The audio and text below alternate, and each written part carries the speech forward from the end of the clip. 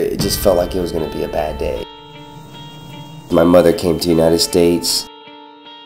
It felt like I wasn't going to make it. That's when the real life battle, when it really starts. My family is from Central America, a country called El Salvador. I had two sisters that were born in El Salvador. My mother came to the United States. Her plan was to come here and look for a better life and only be here for a year or two.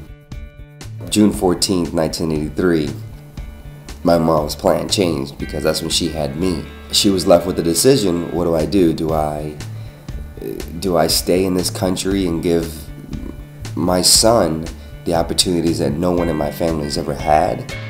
Well, she made the choice to stay here and to give me those opportunities. Well, one day when I was 5 years old, I remember my mother crying on the phone. And she was crying because one of the sisters that lived in El Salvador passed away from an illness she was born with. And I remember going to El Salvador, and my mother decided to take me to my sister's gravesite. Well, when I went to her gravesite, I remember just crying and being upset and not knowing why. I remember coming back to the United States, back to Louisiana, and just with this question mark over my head of why. Why did I feel that connection?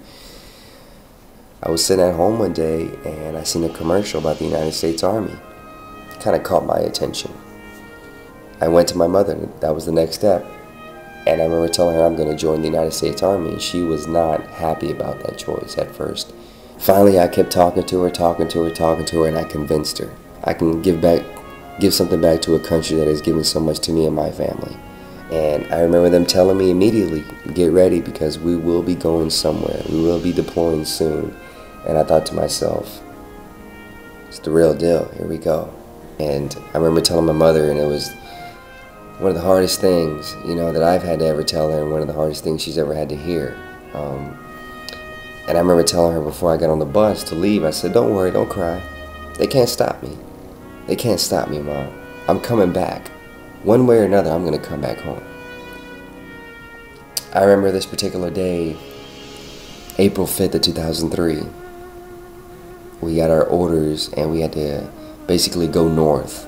I was in a truck with 3 other guys, and we got to, and I remember that day was a very hot day. I mean, the sun, it just felt like it was going to be a bad day. It just felt like that. It had that feeling to it, and I didn't like it. And I couldn't wait for the day to be over, and I was tired.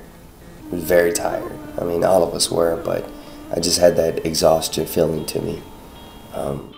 So it was my turn to drive, and I drove a very short distance. It's when all of a sudden my front left tire went over a landmine. I was conscious the whole time I was inside this vehicle. I can feel my body burning. I can feel it.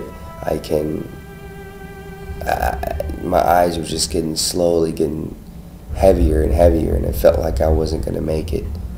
I remember screaming and yelling at the top of my lungs and asking someone to please pull me out of this vehicle.